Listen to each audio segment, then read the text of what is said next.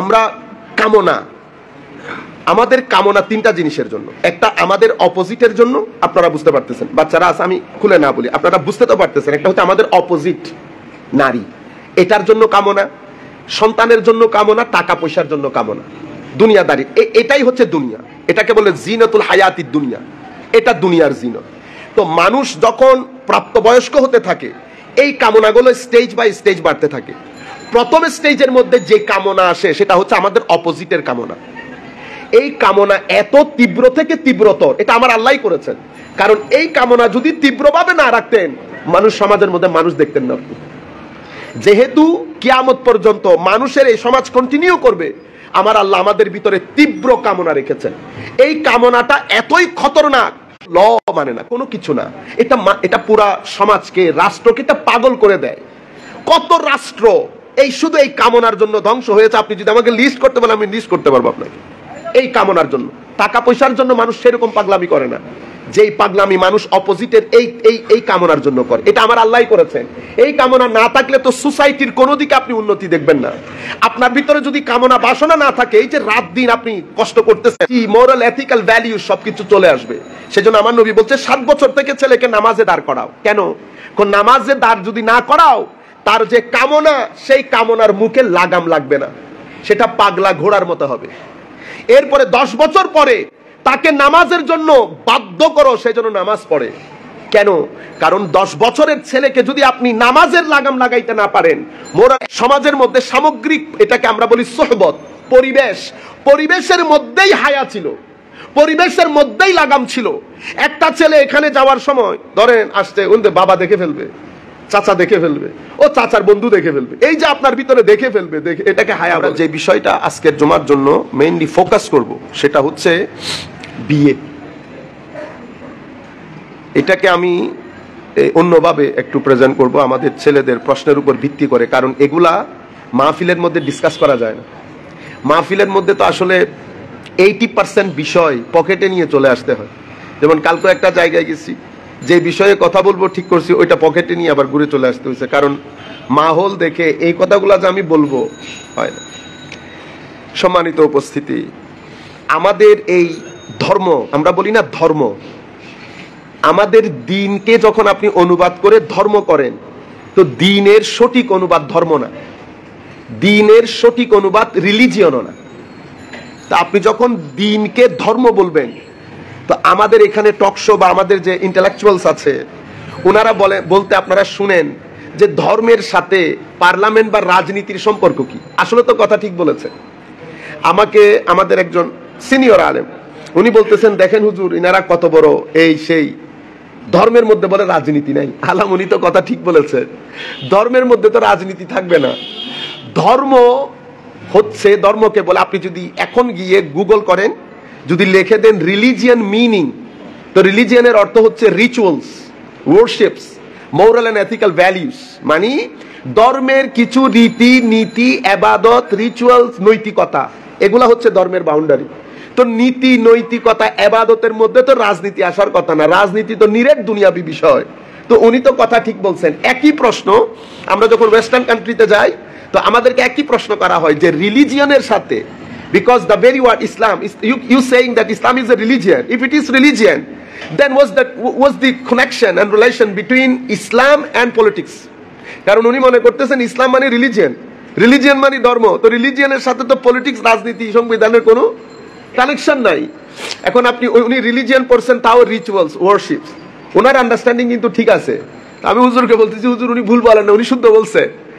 আপনি মূল গলতটা করছি আমরা মানুষকে বুঝাইতে পারি নাই যে দিন মানে রিলিজিয়ন না, দিন মানে ধর্ম না, দিন মানে দিন। দিনের কোনো বাংলা অনুবাদ নাই, দিনের কোনো বাংলা অনুবাদ নাই। কিছু জিনিসের অনুবাদ হয় না। বাংলাদেশকে অনুবাদ করতে পারবেন, ঢাকাকে অনুবাদ করতে পারবেন। আপনি যদি বেশি মাস্টারি করতে গিয়ে, আমি ঢাকায় থাকি, আপনি যদি লেখেন I live in a covered city, does it make sense? Dhaka তো ঢাকা, কাভার্ড। এখন আমি যদি এটারে বেশি অনুবাদ করতে গিয়ে যদি কাভার্ড বলি, সুন্দর হবে না। ঢাকা ইজ ঢাকা, বাংলাদেশ বাংলাদেশ, এগুলার অনুবাদ হয় না, এগুলার অনুবাদ হয় না। দিন কি? রব্বানা আতিনা ফিদ দুনিয়া হাসানা ওয়া ফিল আখিরাতে হাসানা।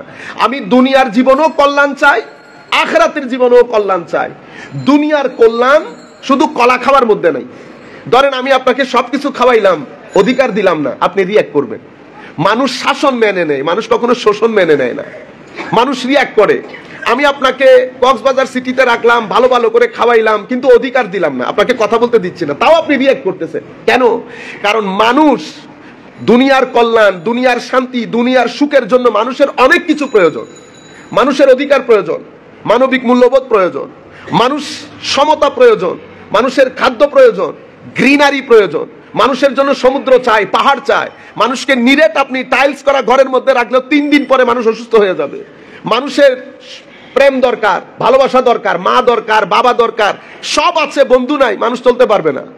এটা মানুষের সেটিংসকে আল্লাহ এভাবে বানিয়েছেন। মানুষকে নিরেট আল্লাহ বুদ্ধি দেন নাই, শুধু আকল না, মানুষকে প্রেম প্রীতি ভালোবাসা ঘৃণার জন্য সিনা দিয়েছে, মানুষকে আবার খাওয়া দাওয়ার জন্য পেট দিয়েছে। আপনি প্রত্যেক কিছুর খাদ্য যদি মানুষকে দিতে ব্যর্থ হন, মানুষ প্রটেস্ট করবে। আপনি মানুষকে সিম্পল এটুকু দেখলে হবে। ধরেন আমাকে বলা হয়েছে খাও, কুলু, খাইতে থাকো, ওয়াশরাবু, পান করো। তো কুলু বলছে আমি যদি আস্তখানি 1 কেজি সুগার খাইয়া ফেলি, আমি যদি বসে বিসমিল্লাহ করে ভাপা পিঠা আর রস দিয়ে দাবাইয়া খাইয়া ফেলি, আমার সুগার বেড়ে যাবে না? সুগার বেড়ে যাওয়া মানে কি? সুগার বেড়ে যাওয়া মানে হচ্ছে শরীর যা চেয়েছে তার চেয়ে বেশি দেওয়ার কারণে প্রটেস্ট করেছে। শরীরের প্রটেস্টকে আপনি বলতেছেন ডায়াবেটিস, শরীরের প্রটেস্টকে আপনি বলতেছেন প্রেসার বেড়ে গেছে। সেই ওয়েতে আমার ক্যালোরি দরকার, প্রোটিন দরকার, ভিটামিন দরকার, কিন্তু আপনি খাওয়া যেগুলো দিচ্ছেন সেগুলোর মধ্যে এই জিনিসগুলো নাই। খাইয়া আপনি কিন্তু আপনি শক্তি পাচ্ছেন না। যেই শক্তি পাচ্ছেন না, আপনি দুর্বল হয়ে গেছেন। মুহূর্তে হাঁটা চলা করা মানুষ 2 সেকেন্ডের মধ্যে। কালকে আমরা প্রোগ্রামে যাচ্ছি, আমি সিম্পল একটা জিনিস খেয়েছি, সিম্পল সামান্য করে, গাড়িতে উঠে আমার আওয়াজ বন্ধ হয়ে যাচ্ছে। আমি চিন্তা করলাম, মাওলা কত বড় শক্তিমান, 2 সেকেন্ডের মধ্যে এত কথা বলা বান্দাকে 2 সেকেন্ডের মধ্যে শুয়াইয়া রেখে দিছে।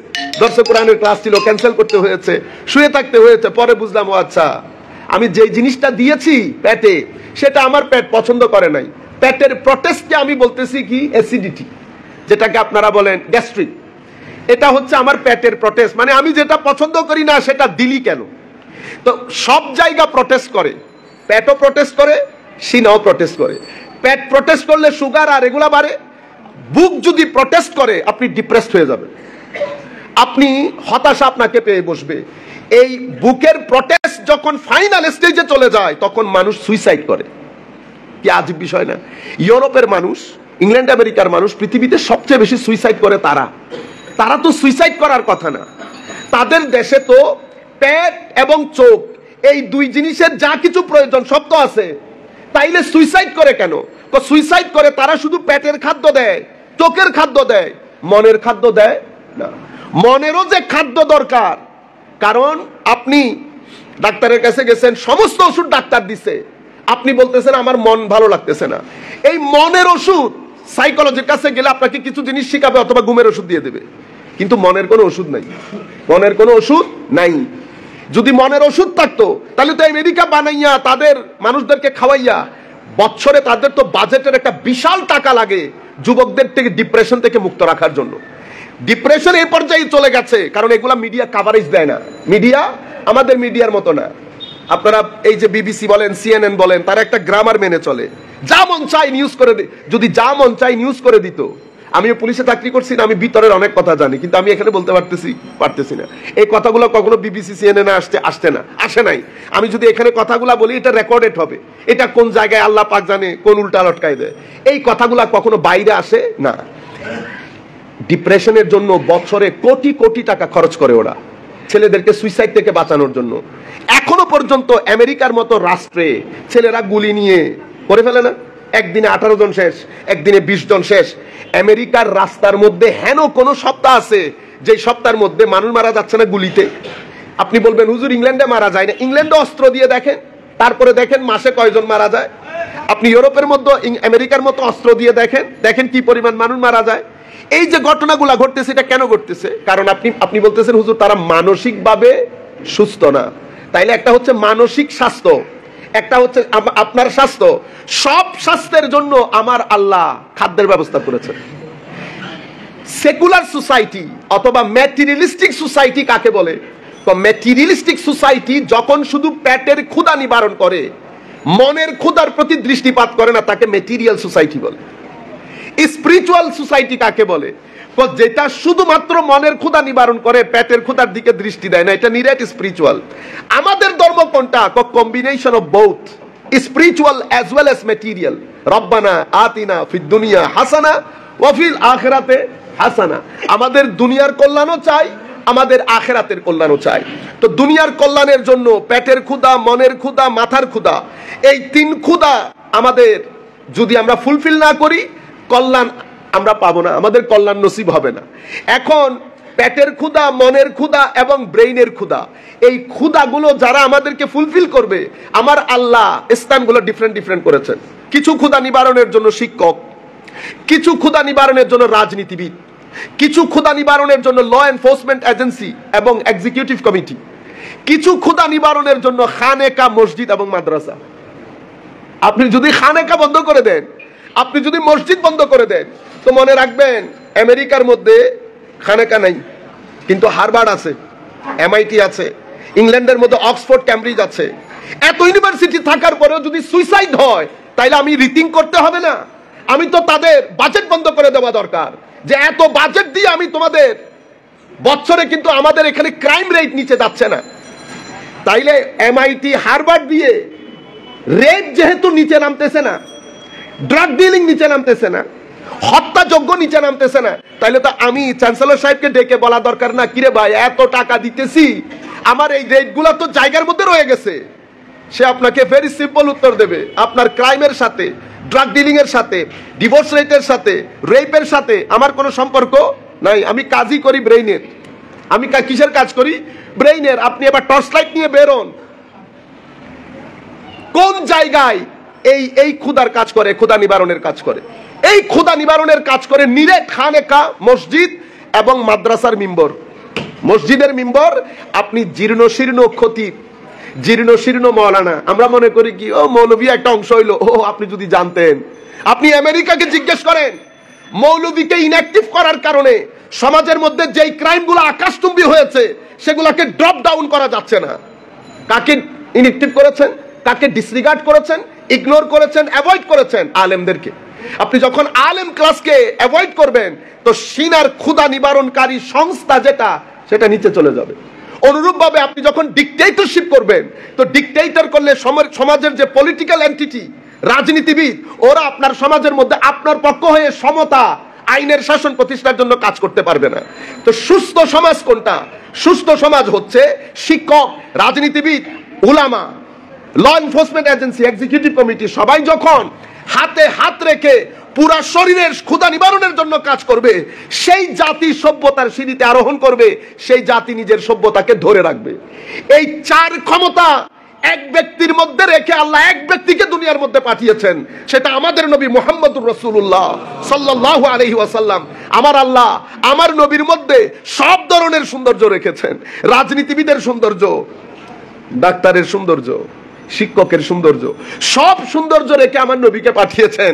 আমার নবীর যে কোনো ব্যক্তির পার্সোনালিটির মধ্যে চারটা দরজা থাকে, যে চার দরজা দিয়ে আপনি ব্যক্তিকে নিরীক্ষণ করতে পারবেন। একটাকে বলে আকওয়াল, মানে সেই ব্যক্তির কথামালা। আরেকটাকে বলে আফআল, সেই ব্যক্তির কর্ম। আরেকটাকে বলে আখলাক, সেই ব্যক্তির চরিত্র। আরেকটাকে বলে আহওয়াল, সেই ব্যক্তির মানসিক অবস্থা, ভিতরের জগৎ। চারটা জিনিস দিয়ে আপনি একটা মানুষকে মাপতে পারবেন। আপনি এই চারটা জিনিস দিয়ে, দরজা দিয়ে আমার নবীর দরবারে যদি আপনি ঢুকেন, আপনি বলতে বাধ্য হবেন ইনি আসলেই মুহাম্মদ সাল্লাল্লাহু আলাইহি ওয়াসাল্লাম। মুহাম্মদ মানে বেআইব, কোনো দোষ নাই, দাগ নাই। যে দিক দিয়ে আপনি ঢুকবেন, আপনার জবানে আলহামদুলিল্লাহ বলতে বাধ্য। নবী চারটা জিনিস সোসাইটিকে দিয়ে গেছেন। পরবর্তী যুগে সাহাবায়ে কেরাম, তাবেঈন, আতবাউ তাবেঈন, আইম্মা, মুজতাহিদিন, আউলিয়া, সালেহিন, ওনারা পুরা প্যাকেজ, যদিও একা পারেন নাই, আলাদা আলাদা করে গেছেন। আমার নবী চারটা জিনিস দিয়ে গেছেন। কি দিয়ে গেছেন? তিলাওয়াত, তাসকিয়া, তালিম, তালিমে কিতাব, তালিমে হিকমা। এই চারটা জিনিস আমার নবী দিয়ে দুনিয়া থেকে চলে গেছেন। আমার নবী চলে যাওয়ার পরে উম্মতের উলামায়ে কেরাম, সাহাবায়ে কেরাম, তাবেঈন, কেউ তিলাওয়াতের কাজ করেছে, কেউ তাসকিয়ার কাজ করেছে। তিলাওয়াত মুখের জিনিস, তাসকিয়া এখানকার জিনিস। তালিমে কিতাব এবং হিকমা ব্রেইনের জিনিস। তাইলে ব্রেইন, জবান এবং আপনার ভিতরের এই জগৎ। এর পরবর্তীতে আমার নবী সাল্লাল্লাহু আলাইহি ওয়াসাল্লাম সাহাবায়ে কেরামের মধ্যে ওই তালিমের মধ্যে দিতে গিয়ে নবীর সাহাবায়ে কেরামের মধ্যে কাউকে আমার নবী ব্যবসায়ী বানিয়েছেন, কাউকে কৃষিবিদ বানিয়েছেন। কেন? পেটের ক্ষুধা নিবারণের জন্য। সব সাহাবী মিলে দাওয়াতের কাজ করেন নাই। লক্ষাধিক সাহাবায়ে কেরামের মধ্যে আপনারা যদি লিস্ট করেন যে ফিকহ ফতোয়ার কাজ কারা করতেন, 113 জন সাহাবী মাত্র।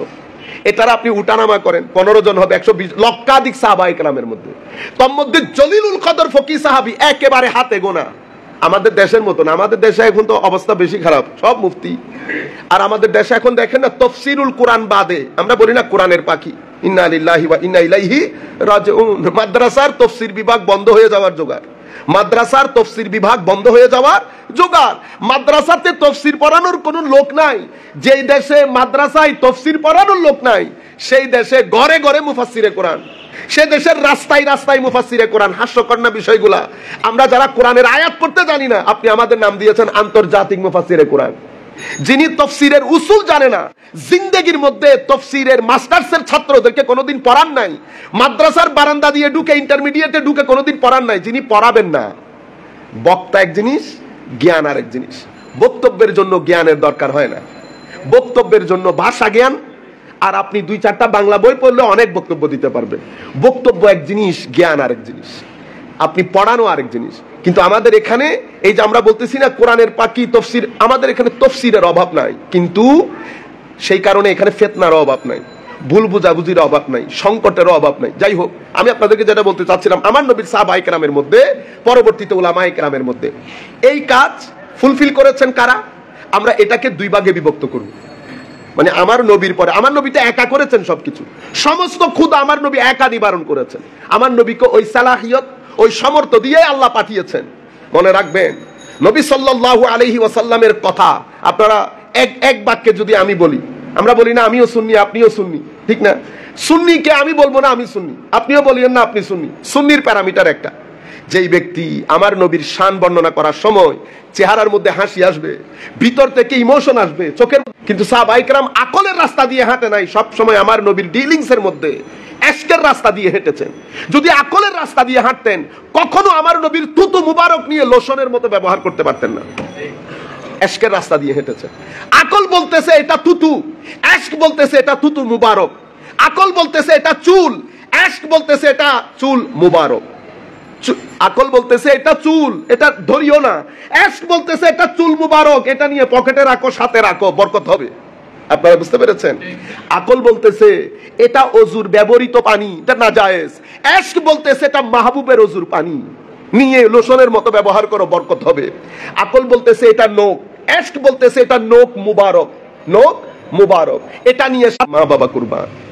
হুজুর আপনি বেশি ভালো জানেন। মুআজ পিছনে বসা, আমরা আরবিতে জবাব দেখি না, আমি আসি হুজুর, কিন্তু জবাব দেখেন আদবেরও আদবের উপরে, লাব্বাইকা ওয়া সাদাইকা ইয়া রাসূলুল্লাহ। এটাকে সুন্নিয়ত বলে। আমার নবীর প্রতি সর্বোচ্চ আদব, আমার নবীর প্রতি এশক, এটাকে বলে সুন্নিয়ত। এই সমাজের মধ্যে আপনি আস্তে আস্তে সেটা ড্রপ ডাউন করবে। সুতরাং এই সমাজের মধ্যে মলম যদি লাগান, আপনি আগে আমার নবীর এশকের কথা তুলে ধরেন। সারা জিন্দেগি যদি কোনো ব্যক্তি নামাজ না পড়ে, আপনি তাকে কাফের বলতে পারবেন না। কিয়ামতের ময়দানে আমার আল্লাহ তার সাথে ডিলিংস কি করবে না আমি জানি না, আপনি জানেন। আমার আল্লাহ তাকে ক্ষমা করে দিলে আমি কিছু বলতে পারবো না। তাকে বেশিরভাগ আপনি বলতে পারবেন ফাসেক, তাও সেটা আপনার বলার ক্ষমতা নাই। আপনি কি বলবেন? নামাজ না পড়লে ফাসেক। কিন্তু আপনি ওই ব্যক্তিকে মেনশন করে বলতে পারবেন না আপনি ফাসেক না। আপনি যদি আমাকে জিজ্ঞেস করেন হুজুর এই ব্যক্তি নামাজ দোয়া করে না, সেই ব্যক্তি ফাসেক না? আমি বলবো সেই ব্যক্তি ফাসেক কিনা আমি জানি না, তবে আমি এতটুকুন জানি নামাজ না পড়লে ফাসেক।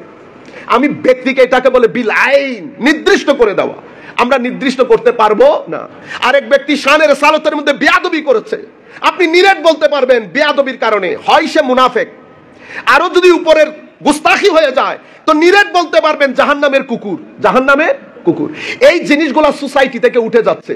মনে রাখবেন, আমার নবী সাল্লাল্লাহু আলাইহি ওয়াসাল্লামের জামানা থেকে ধারা দুইটা, একটা সাহাবায়ে কেরামের ধারা, একটা খারিজিয়তের ধারা। সাহাবায়ে কেরামের ধারার মধ্যে এশক আছে, আদবও আছে, এতাআতে রাসূলও আছে, আনুগত্য আমার নবী। আর খারিজিয়তের ধারার মধ্যে এশক নাই, আদব নাই, পরিপূর্ণ অনুকরণ আছে। আপনি বুঝতে পারতেছেন না আমার নবী? আপনারা বুখারী শরীফের মধ্যে গুগলের মধ্যে যদি লিখে দেন chapter of Kharijite in Bukhari, chapter of Kharijite in Bukhari, সমস্ত খারিজিয়তের হাদিসগুলো চলে আসবে। ইমাম বুখারী যেগুলো নকল করেছে সমস্ত কিতাবের মধ্যে এসেছে। এরা কারা? এরা নামাজের ক্ষেত্রে আমার নবী বলছে, আমার সাহাবায়ে কেরাম, তোমরা যদি তাদের নামাজ দেখো, তোমরা যদি তাদের রোজা দেখো, তোমরা যদি তাদের তিলাওয়াতে কোরআন দেখো, তোমরা তোমাদের নামাজ, তোমাদের রোজা, তোমাদের তিলাওয়াতকে হালকা মনে করবে।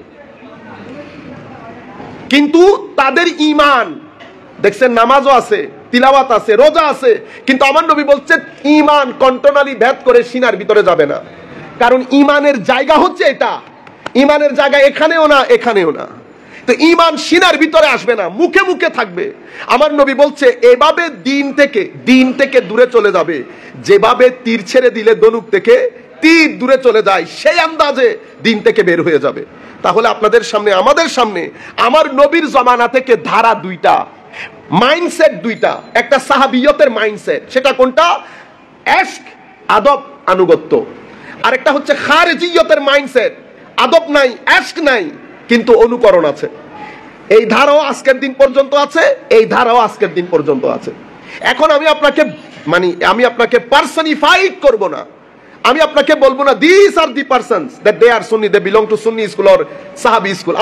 আমি শুধু মাইন্ডসেটটা আপনাদেরকে বুঝাই দিচ্ছি। মাইন্ডসেট কি? মাইন্ডসেট হচ্ছে যেই ব্যক্তির কথাবার্তার ভিতরে আমার নবীর এশক ফুটে উঠবে, আদব ফুটে উঠবে, মোহাব্বত ফুটে উঠবে, আপনার দিলের ভিতরে সফটনেস আসবে, আমার নবীকে মিস করা শুরু করবেন, তো মনে করবেন এখানে দিন আছে। কারণ ঈমান নামই আমার নবীর মহব্বতের, নবীর মহব্বত নাই তো ঈমান নাই। খারিজিয়তের মধ্যে, মাইন্ডসেটের মধ্যে সমস্যা কি? আমল ছিল না? ছিল। কোন জিনিসের অভাব? আমার নবীর মহব্বত এবং আদবের অভাব। এই জিনিসটা ম্যাটেরিয়ালিস্টিক সোসাইটির মধ্যে সবচেয়ে বড় খতরনাক, বিপজ্জনক একটা ম্যাটেরিয়ালিস্টিক লাইফস্টাইলের একটা নিয়ম নীতি হচ্ছে, ম্যাটেরিয়ালিস্টিক সোসাইটির মধ্যে আদব থাকে না, ইমোশন থাকে না, পারস্পরিক শ্রদ্ধাবোধ এবং সহযোগিতা থাকে না। এটা ম্যাটেরিয়ালিস্টিক সোসাইটির সবচেয়ে বিপজ্জনক জায়গা। ইমোশন থাকে না, মহব্বত থাকে না, পারস্পরিক শ্রদ্ধাবোধ থাকে না, পারস্পরিক সহযোগিতা থাকে না। ম্যাটেরিয়ালিস্টিক সোসাইটি সহযোগিতার পরিবর্তে প্রতিযোগিতা চায়। ম্যাটেরিয়ালিস্টিক সোসাইটি শেয়ারিং করতে চায় না।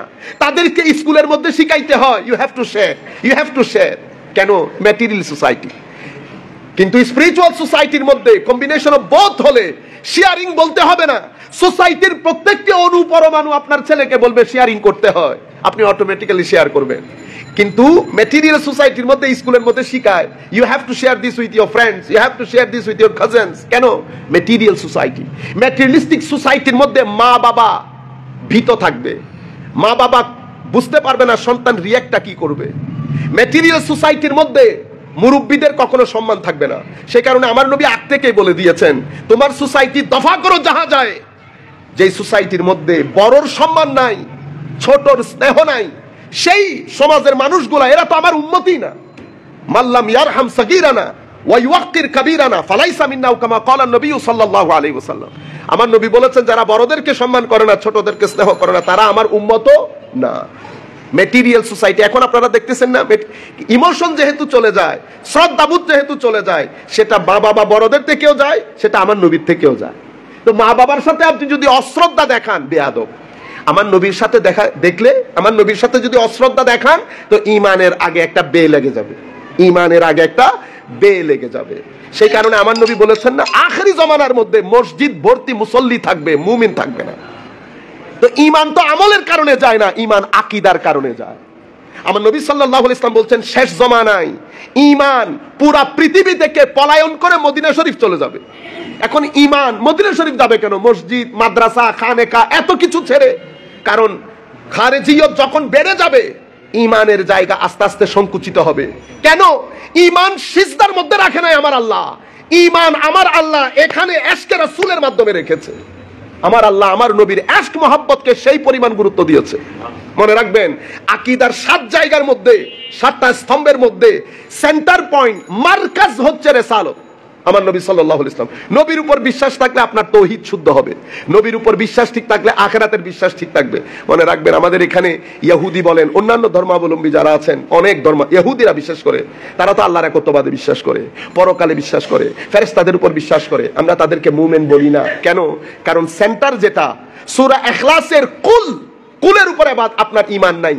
আপনি তাওহীদের সূরার শুরু করেছেন আল্লাহ কুল দিয়ে। কুল মানি হাবিব আপনি বলে দিন।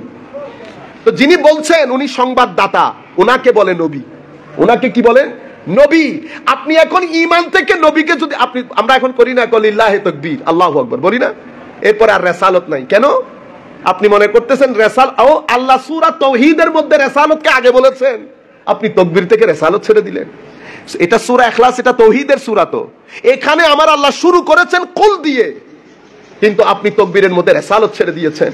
খারিজিয়তের এক প্রপাগান্ডা আমাদের সমাজের মধ্যে। আমি সেদিকে না যাই, আমাদের বিষয় যেহেতু সেটা না। আমি আপনাদেরকে যেটা বলতে চাচ্ছিলাম কনসেপচুয়াল ক্লারিটির জন্য, যে দিন একটা ব্রডার পার্সপেক্টিভে দেখতে হবে, একটা বড় বৃক্ষের ন্যায়। এটাতে দুনিয়ার কল্যাণও জড়িত, এটাতে আখিরাতের কল্যাণও জড়িত। আপনারা বুঝতে পেরেছেন? তো এখন আমার নবী যে শুধু নামাজ শিক্ষা দিয়েছেন সেটা না, আমার নবী নামাজও শিক্ষা দিয়েছেন, আমার নবী বিবাহ শিক্ষা দিয়েছেন। এখন আমরা কি করি? একটা নেই আর একটা ছেড়ে দেই। মনে রাখবেন, আমাদের সোসাইটির মধ্যে, প্রত্যেক সোসাইটিতে একটা সংস্কৃতি থাকে, একটা কালচার থাকে, ট্র্যাডিশন থাকে, সোশ্যাল কাস্টমস থাকে। আমার নবী যখন মক্কা শরীফে তশরিফ এনেছেন, 40 বছর তো আমার নবী দেখেছেন মক্কা শরীফের লোকজন ব্যবসা কেমনে করে, বিয়ে কেমনে করে, এগ্রিমেন্ট কেমনে করে, সবকিছু আমার নবী দেখেছেন।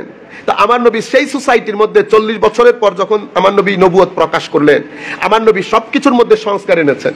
ব্যবসার মধ্যে যেই জিনিসগুলোর মধ্যে জুলম জড়িত সেগুলা রহিত করেছেন, যা নেওয়ার মতো সেটা নিয়ে আমার নবী ব্যবসার থাক বানিয়েছেন শরীয়তের। এরপরে আমার নবী সাল্লাল্লাহু আলাইহি ওয়াসাল্লাম বিবাহেরও একটা বিষয় ছিল, সেইটাকেও আমার নবী বিবাহের মধ্যে যা নিতে পারবেন নিয়েছেন, যা বাদ দিবেন দিয়ে বিবাহ কিভাবে পুরা নিজাম আমার নবী সাজিয়েছেন।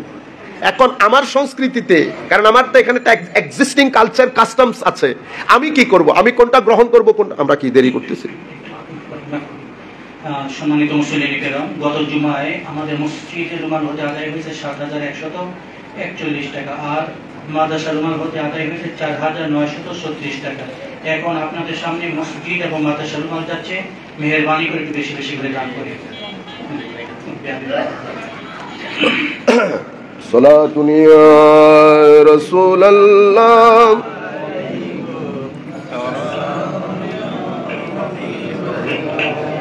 সম্মানিত উপস্থিত, আমি বোঝাতে চাচ্ছিলাম আপনাদেরকে, তা আমাদের সোসাইটিতেও কিছু কালচার আছে না? আমাদের সোসাইটির কালচারগুলা বিয়ের মধ্যে আমরা ছাড়তে পারি নাই। বিয়ের ক্ষেত্রে আমরা আমার নবীকে গ্রহণ করি নাই, কিছু ক্ষেত্রে গ্রহণ করেছি, মোস্টলি গ্রহণ করি নাই। অরাজকতা তৈরি হয়েছে। মনে রাখবেন, আমাদের সমাজের মধ্যে বিয়ে অত্যন্ত গুরুত্বপূর্ণ একটা জিনিস। কি কারণে গুরুত্বপূর্ণ? আমাদের আল্লাহ যখন আমাদের সেটিংস বানিয়েছেন, সেই সেটিংসের মধ্যে আমাদের আল্লাহ আমাদের ভিতরের জগতে একটা নফস বানিয়েছেন। সেই নফসের মধ্যে লালসা রেখেছেন, লালসা। সেই নফসের মধ্যে আমার আল্লাহ রাব্বুল আলামিন, এটাকে আমরা বলি লাস্ট, ইংরেজিতে ডিজায়ার। আমরা কামনা, আমাদের কামনা তিনটা জিনিসের জন্য। একটা আমাদের অপোজিটের জন্য, আপনারা বুঝতে পারতেছেন, বাচ্চারা আছে আমি খুলে না বলি, আপনারা বুঝতে তো পারতেছেন। একটা হচ্ছে আমাদের অপোজিট নারী, এটার জন্য কামনা, সন্তানের জন্য কামনা, টাকা পয়সার জন্য কামনা, দুনিয়াদারি।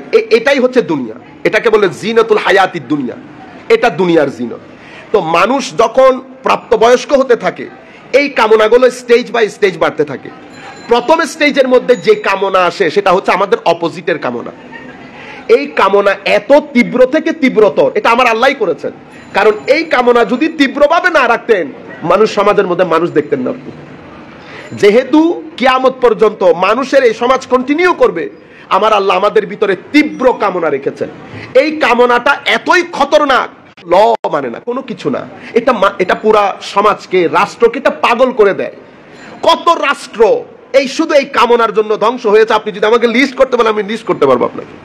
এই কামনার জন্য, টাকা পয়সার জন্য মানুষ সেরকম পাগলামি করে না, যেই পাগলামি মানুষ অপোজিটের এই কামনার জন্য করে। এটা আমার আল্লাহই করেছেন। এই কামনা না থাকলে তো সোসাইটির কোনো দিকে আপনি উন্নতি দেখবেন না।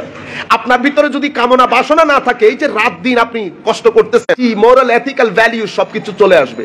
সেজন্য আমার নবী বলছে 7 বছর থেকে ছেলেকে নামাজে দাঁড় করাও। কেন? নামাজে দাঁড় যদি না করাও, তার যে কামনা, সেই কামনার মুখে লাগাম লাগবে না, সেটা পাগলা ঘোড়ার মতো হবে।